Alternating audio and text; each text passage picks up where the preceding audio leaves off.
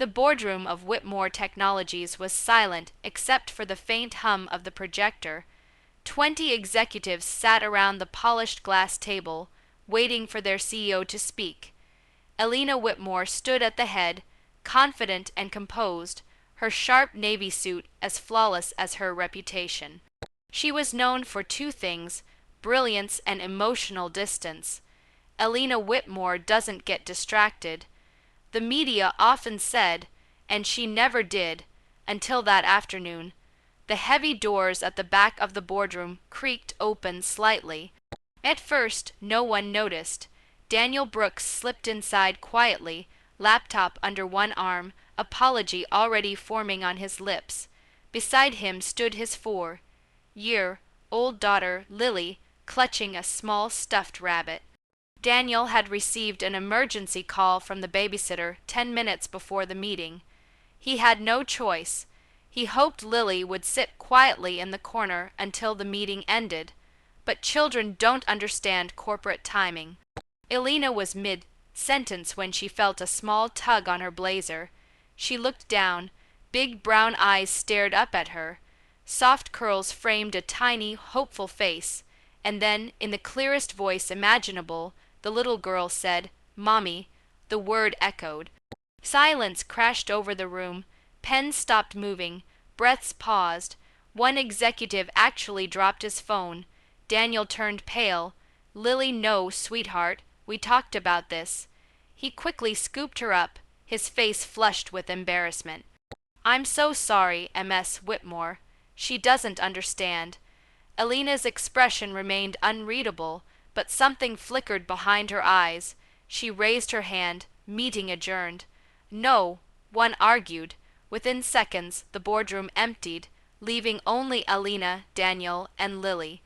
Elena folded her arms slowly. Her voice was calm, but cool. "Why does your daughter call me Mommy?" Daniel hesitated. He looked at Lily, who rested her head against his shoulder as if she had done nothing unusual. "Because," he said quietly, "you look exactly like her." Elena's brow tightened. "Like who?" "My wife," Daniel replied, "Lily's mother." The air shifted. Daniel swallowed before continuing. "She passed away 2 years ago. Car accident." Elena felt an unexpected weight settle in her chest. "Lily saw your photo in the company magazine when I started working here." Daniel explained. She froze. "She said you had the same eyes, the same smile." Elena didn't know what unsettled her more, the resemblance or the innocence behind it. Lily peeked up again. "You have Mommy's eyes," she whispered softly. For a brief second, Elena forgot she was CEO, forgot the boardroom, forgot control. Something fragile moved inside her, something she hadn't felt in years. And she didn't yet realize this was only the beginning. After that day, Elena told herself it meant nothing. Children confused faces all the time. Grief made memories blur. It was coincidence, nothing more. Yet every time she walked past Daniel's office, she felt it again. That strange, unsettling pull.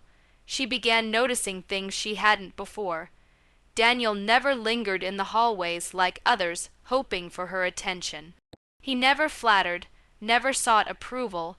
He simply worked, focused, disciplined, quiet, and every evening at exactly 5:30 he left without fail.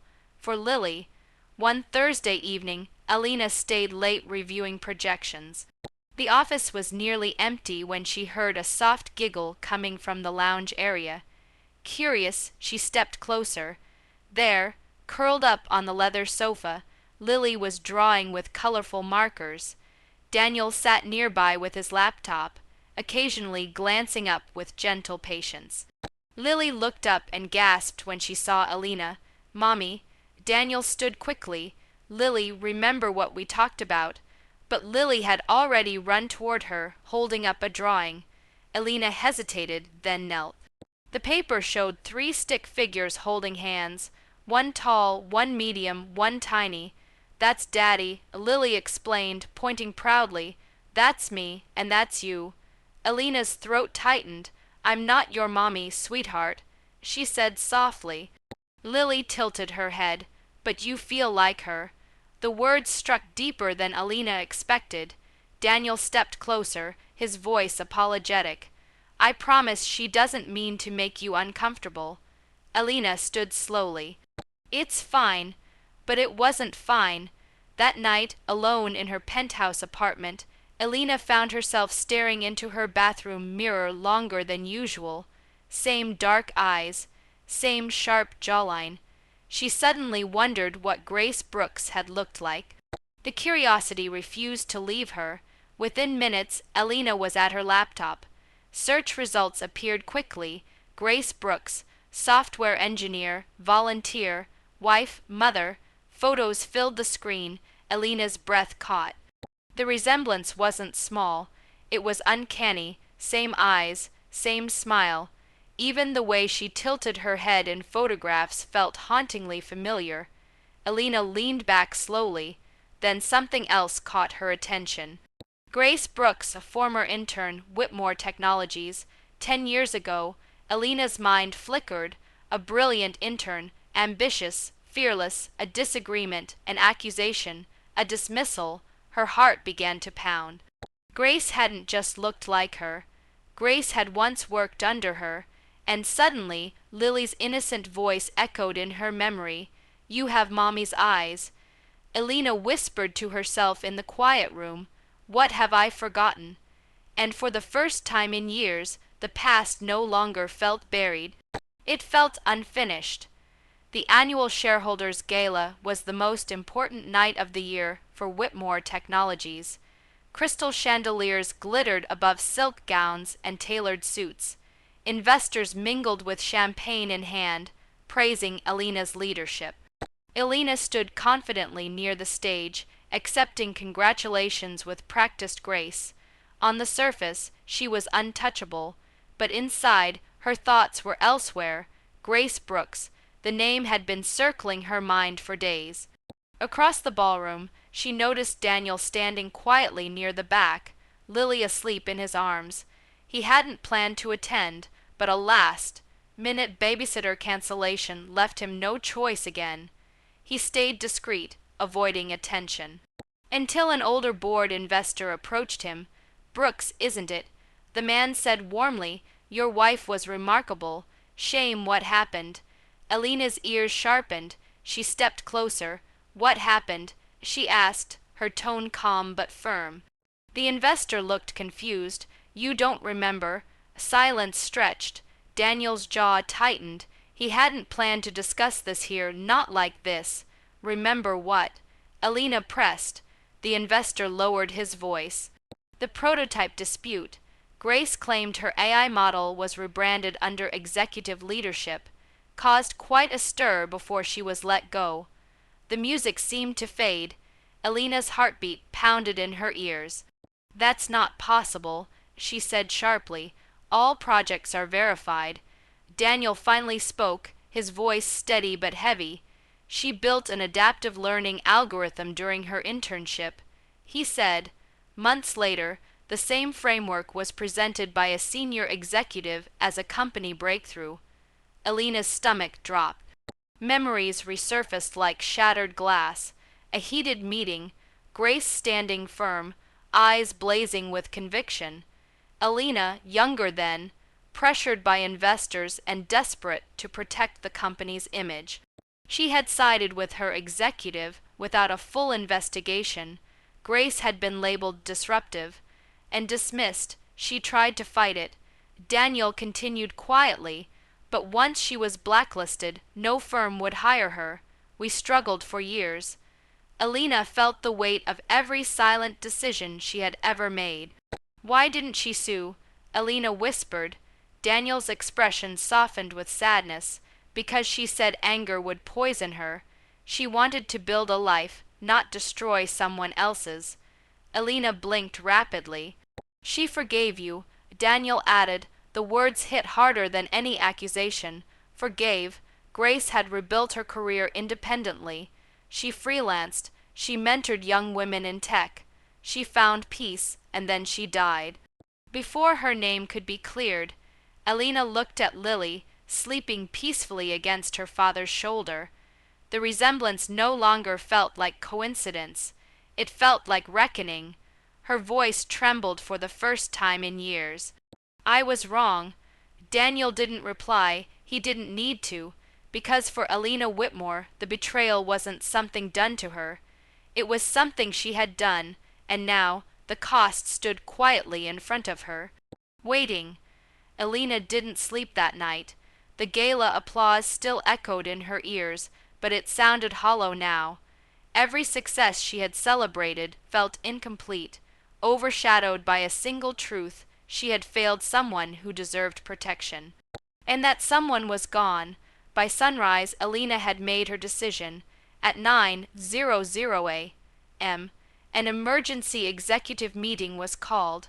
The board entered nervously. Alina stood at the head of the table, not as the untouchable CEO they knew, but as a woman carrying accountability. "We made a mistake 10 years ago," she began calmly, "and I made the final call." Murmurs spread. She projected archived files onto the screen: emails, time stamps, internal reports. The evidence was clear now. Grace Brooks' adaptive learning algorithm had indeed been submitted months before it was presented by the senior executive. That executive had since retired with awards and bonuses. Alina, reopening this could damage the company. One board member warned. Alina's voice remained steady. What damages a company isn't truth, it's silence. Within hours, a public press conference was announced. Standing before flashing cameras, Alina Whitmore did what no one expected. She apologized. She detailed the oversight, the failure to investigate properly, the injustice done to Grace Brooks. She revoked past recognitions awarded to the former executive and announced a full legal correction of intellectual ownership. Grace Brooks was the rightful creator of the adaptive AI framework that built this company's foundation. Alina said clearly, and today her name is restored. She established the Grace Brooks Innovation Grant, dedicating millions to support young women in technology. Media headlines exploded. Some criticized, some praised, but for the first time, Alina felt aligned with herself. That evening, she drove to Daniel's modest home. When he opened the door, he looked cautious. "I saw the press conference," he said quietly. Alina nodded. It was overdue. Lily ran into the hallway. "Mommy." Daniel gently corrected her. "Lily." Alina knelt down, smiling softly. "I'm not your mommy, sweetheart." Lily studied her face for a moment. "You look different," she said. Alina tilted her head. "Different how?" "You look happier." Daniel's eyes met Alina's. "Why did you really do it?" he asked. Alina answered honestly, "Because she deserved justice, and because Lily deserves to grow up knowing her mother changed the world." Daniel's voice softened. "Grace never wanted revenge." Alina smiled gently. "This isn't revenge," she said. "It's redemption." Months later, Whitmore Technologies thrived stronger than ever, not because it was flawless, but because it chose accountability. And in quiet moments, when Lily laughed in her presence, Alina understood something powerful.